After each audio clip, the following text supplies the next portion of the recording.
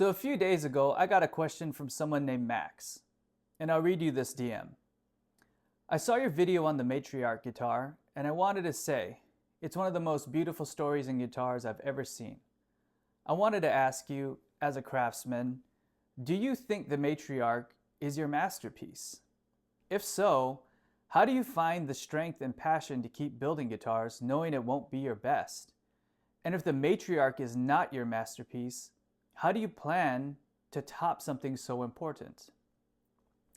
This is a really good question, and honestly something I hadn't quite considered. So for the past 2 days, I've been thinking and writing. I did a very brief dive into the history of the word masterpiece because I wanted to approach this subject in the correct context.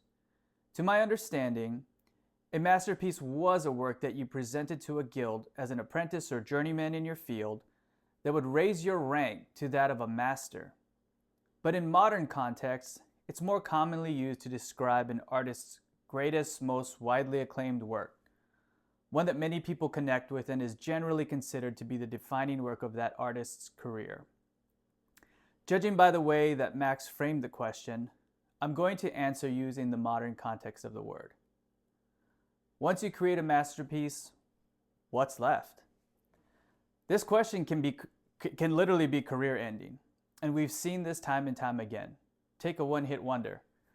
They had their hit, then they were never able to produce another great work again.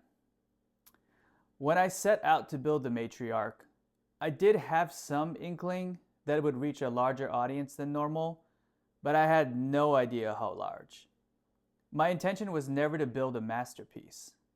My intention was just to express my grief and love in a way that was personal to me and would honor Kara's legacy while bringing her into the music I play.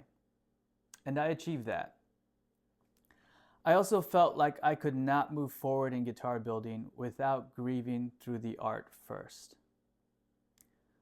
Would I say the Matriarch is a masterpiece and the defining work of my career?